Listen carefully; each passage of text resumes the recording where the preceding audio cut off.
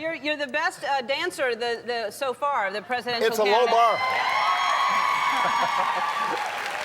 It is a low bar. But I'm pretty sure I've got better moves than Giuliani. Yeah. You definitely do. And you just made $800 for the Susan G for the cure. Thank you. Thank you. I lost my watch. I was so excited. You got a punch on you. Your watch was... My watch went flying. Yeah. Absolutely. Well, you got it back, right? I did. It's in my pocket. All right, good. Yeah. All right, so how about this about being related to Dick Cheney? Did you know that? Was it a surprise? You know, we'd kept it hidden. Mm-hmm. He's the black sheep in the family. You know,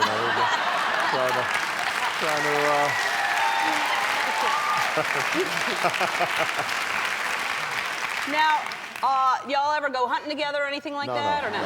Family hunting parties, No? I bow out. Yeah. No reunions or anything like that? Not yet. But I may show up. Who knows? Really? At a family reunion? Next time. But I mean, how did y'all, if it's that far back, how would you cross-reference a family member to find that out? You know, I guess there are these genealogists. They do genealogies on various people, and some genealogist has done one on me.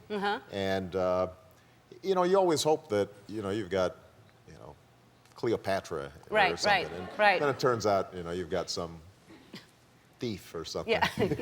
in your family. You never know. Sometimes it's best not to know. It is. Sometimes it's Exactly. best not.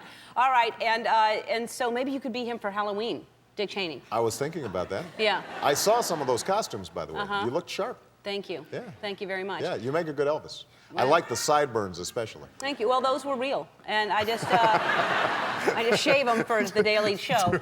But what do people want to? I think first of all, you're charming, and I think people are drawn to you, and you have a lot of charisma.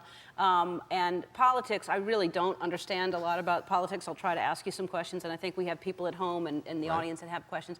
But what can you tell people about the man, not the politician, but who you are as a man? Well, I come from a diverse background. Right? My mother was from Kansas, a white woman from Kansas. My father was from Kenya. They met at the University of Hawaii, which is where I spent a lot of my youth. And then I lived in Southeast Asia for some time. And I've got a half-sister who's half Indonesian. And so I've got family all from around the world. And that, I think, is a big part of me, because there are pieces of me, including Dick Cheney, in my family tree, and hopefully that's one of the talents I bring to politics, is getting people to recognize themselves in each other and work together. Do you even pay attention to the pressure that what I just said is if you would be the first African-American president? I mean, do you think about that, or is that not an issue?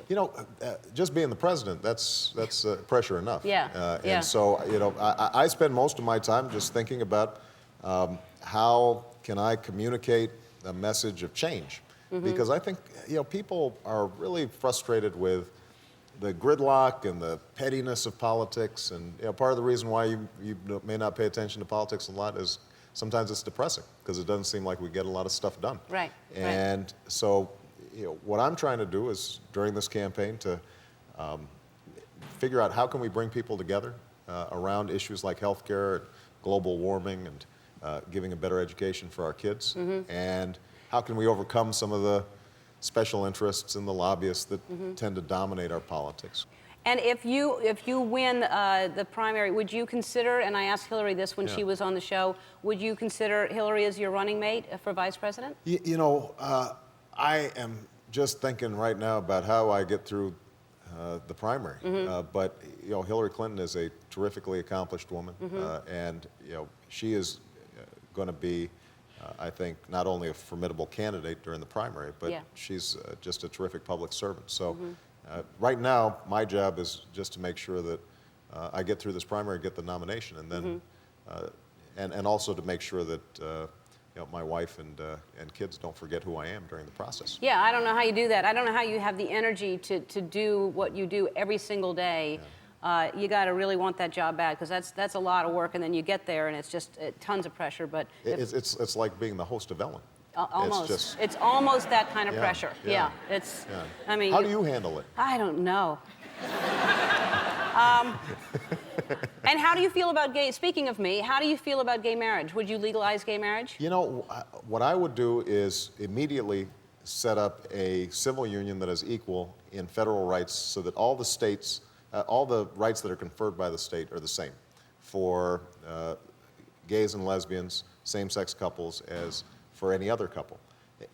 In terms of marriage, what I would do is I would say that each religious denomination can make up their own decisions. Now, my denomination, United Church of Christ, we recognize same-sex marriages, and I think the other denominations may feel differently about it. But the state has to make sure that everybody's rights are equal. Right. And right now, we've got over 1,200 benefits that married people get that people who have civil unions that are recognized by their own states don't get. Yeah. And that's just, it's not right and it's No, not fair. It's not right. It's not fair. It's not fair. But Exactly. I'm glad you recognize that. I do. It's good to know. All right, so we are going to take a break, and we're going to come back, and we're going to get questions from the audience, and we're going to actually maybe surprise people and call them at home. I am really looking forward to that. Really? Yeah, yeah. Good. We'll do it then. All right. We'll be right back. We're back with presidential candidate Barack Obama, and we've asked our viewers to submit some questions for the senator online. And we picked some, and we thought it would be fun for the senator and to talk to him directly. They have no idea. We said, if you could, what questions, and they think we're just going to do it online. But Yeah. I am going to call them. Let's talk. And we're going to, now you said I have a hard job, and I do, and one of the hardest jobs, I'll tell you, Is dialing? is dialing while I'm talking, because it's really hard, so don't ever put yourself in that situation, or at least have somebody do it for you, or... You're doing good. Well, I've made it through, but now we're calling Makita Johnson from Richmond, Virginia. This is really exciting. I know, she has no idea. I hope she's Hello? in. Hey, is this Makita? Yes, this is her. Hi, Makita, this is Ellen DeGeneres. How you doing? Oh my God. Hey, wait. Oh, it gets even better. Hold on. Okay. Introduce yourself. Hi, Makita. This is Barack Hi. Obama. How are you? Wait, no. Yes. No. Yes. Oh my God. Yes. Oh my God. Makita, I hear you had a question for me. We wanted to call up and answer it personally. Oh. Okay. This is good. What's your question? My question is, I know being a senator is a very time-consuming job, and Yes. because it's so time-consuming, you don't get much time for your family. And as president, how will you divide your time for your family and time for running our country? Well, it's a wonderful question, and I know you know my wife Michelle is just terrific, and my kids are, of course, spectacular. Yes. Yes, Yeah. Malia and Sasha. And it's the hardest thing about running for president is being away from the family so much. But one of the things Michelle and I talked about before we even started to run was how do we make sure that our girls are good? And what we've tried to do is create a real protective situation for them. We didn't move from Chicago.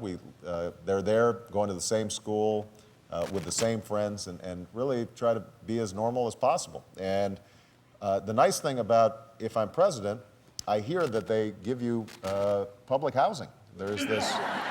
So yeah. So there's we'll all be under the same roof, and hopefully I can do my job and tuck them in every night and read to them and do all the things that dads do. But That's great. but one thing Michelle's absolutely clear about is if I can't do a good job as father, then it's pretty hard to talk about families and how I can do a good job for the country as well. Okay. All right? All right. Makita, thank you so you, much. Makita. You're welcome. I appreciate it. Bye. That's a good question. That was good. Now, speaking of that, you've been married for 15 years, 15 is that years, right? I have. And you seem like a wonderful romantic couple. I'm a very romantic guy. What's the Yes. most romantic thing you've ever done? With her? Well, Not someone else, now I will tell you, the way I met Michelle, she's younger than me, but she had gone straight through school and through law school, and I had worked before I went to law school. So the way I met was she was a first-year associate at a law firm, and I was a summer associate. So she was my advisor. And so she would not date me because she took this position very seriously. And I kept on begging and pleading, which is usually how you get dates.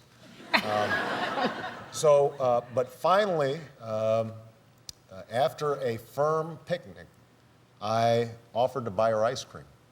And we went to Baskin-Robbins, and we sat out on the curb and ate ice cream cones. And then I kissed her, and that's when I figured, that's when I sealed the deal. I thought, yeah. So I think that moment buying her ice cream was probably... that did it. That was it. All right. Thank you so much. We're going to come back and we're going to read your emails. I appreciate you being here. This was wonderful, and I hope I get a chance to be back. All right. Well, I hope so too. Good luck to you, and we think you're terrific. And I do hope I started a trend with the presidential candidate dancing.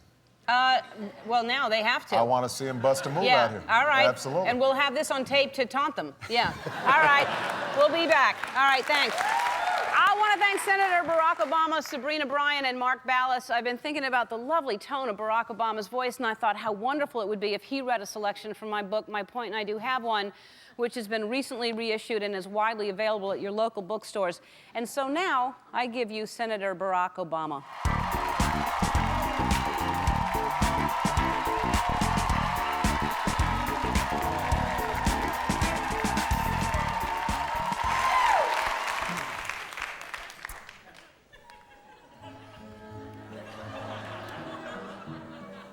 My Mother, the Car was the weirdest show ever.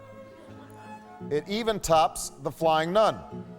A man's mother dies and is reincarnated as a car. It could happen. I mean, a talking toaster or a talking can opener, an ironing board, or a ping pong table, those would be ridiculous.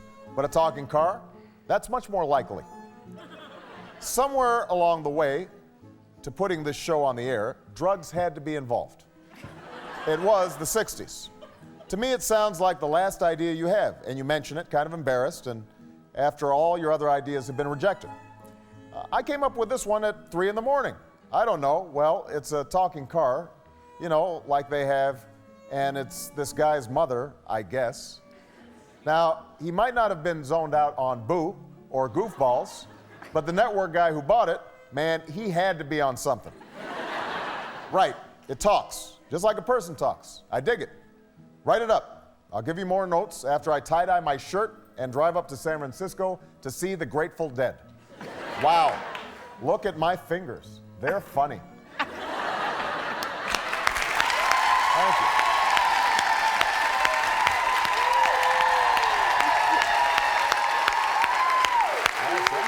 Exactly how I intended it. Pretty good rendition. Exactly. That's what I had it.